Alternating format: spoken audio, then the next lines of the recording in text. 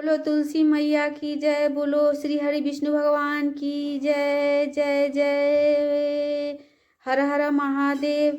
एक बार शिव ने अपने तेज को समुद्र में फेंक दिया था। उसके एक महातेजस्वी बालक ने जन्म लिया। यह बालक आगे चलकर जालंधर नाम से पराक्रमी दैत्य राजा बना। इसकी राजधानी का नाम जालंधर नगरी था। देवराज कालनेमी की कन्या वृंदा का विवाह जालंधर से हुआ। जालंधर महाराक्षस था। अपनी सत्ता के मद में चूर उसने माता लक्ष्मी को पाने की कामना से युद्ध किया, परंतु समुद्र से ही उत्पन्न होने के कारण माता लक्ष्मी ने उसे अपने भाई के रूप में स्वीकार किया। वहां से पराजित होकर वह देवी पार्वती को पाने की लालसा से कैलाश पर्वत पर गया। भगवान देवाधिदेव महादेव का ही रूप धरकर माता पार्वती के समीप गया, परंतु माँ ने अपने योग बल से उसे तुरंत पहचान लिया तथा वहां से अंतर ध्यान हो गई। देवी पार्वती ने क्रुद्ध होकर सारा वृत्तांत भगवान विष्णु को सुनाया। जालंधर की पत्नी वृंदा अत्यंत पतिव्रता स्त्री थी। उसकी पतिव्रत धर्म की शक्ति से जालंधर न तो मारा जाता था और न ही पराजित होता था। इसीलिए जालंधर का नाश करने के लिए विष्णु को भगवान को सबने कहा। जालंधर की पत्नी वृंदा अत्यंत ही पतिव्रता स्त्री थी। उसी के पतिव्रता धर्म की शक्ति से जालंधर न तो मारा जाता था और न ही पराजित होता था। इसलिए जालंधर का नाश करने के लिए वृंदा के पतिव्रत धर्म को भंग करना बहुत आवश्यक था। इस कारण भगवान विष्णु ऋषि का वेश धारण कर वन में जा पहुँचे, जहाँ वृंदा अकेली भ्रमण कर रही थी। भगवान के साथ दो मायावी राक्षस भी थे, जिन्हें देखकर वृंदा भयभीत हो गई। ऋषि ने वृंदा के सामने पल में दोनों को भस्म कर दिया। उनकी शक्ति देखकर वृंदा ने कैलाश पर्वत पर महादेव के साथ युद्ध कर रहे अपने पति जालंधर के बारे में पूछा। ऋषि ने अपने माया जाल से तो बानर प्रकट किए। एक बानर के हाथ में जालंधर का सिर था और दूसरे हाथ में धर। अपने पति की यह दशा देखकर वृंदा मूर्छित होकर गिर पड़ी। होश में आने पर उन्होंने ऋषि रूपी भगवान से विनती की कि आप उन्हें जीवित कर दे।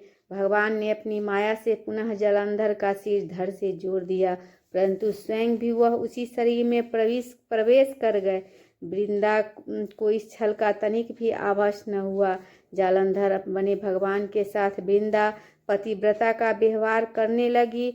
इससे उसका अस्तित्व भंग हो गया। ऐसा होते ही वृंदा का पति जालंधर युद्ध में हार गया।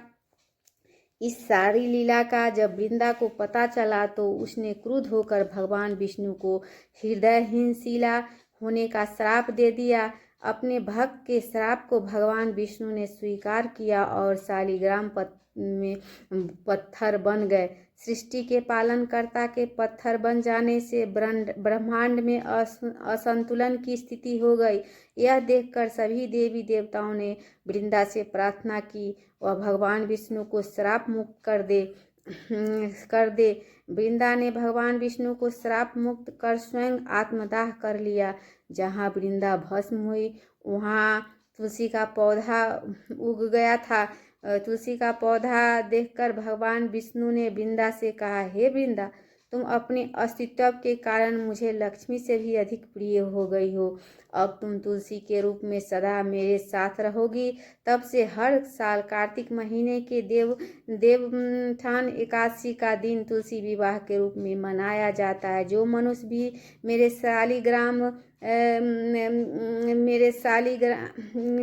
शालिग्राम रूप के साथ तुलसी का विवाह करेगा, उसे इस लोक और परलोक में विपुल यश प्राप्त होगा। उसी दैत्य जालंधर की यह भूमि जालंधर नाम से विख्यात है। सती वृंदा का मंदिर मोहल्ला कोट किशनचंद में स्थित है। कहते हैं इस स्थान पर एक प्राचीन गुफा भी थी जो सीधी हरिद्वार तक जाती थी। सच्चे मन से 40 दिन तक सती वृंदा देवी के मंदिर में पूजा करने से सभी मनोरथ पूर्ण होते हैं। जिस घर में तुलसी होती है वहाँ यम के दूत भी असमय नहीं जा सकते।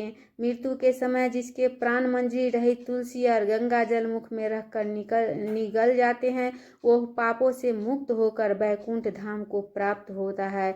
जो मनुष्य तुलसी और आंवलों की छाया में अपने पितरों का श्राद्ध करता है उसके पितर मोक्ष को प्राप्त होते हैं। बोलो तुलसी मैया की जय, बोलो विष्णु भगवान की जय, श्री हरि विष्णु भगवान की जय, माँ लक्ष्मी की जय।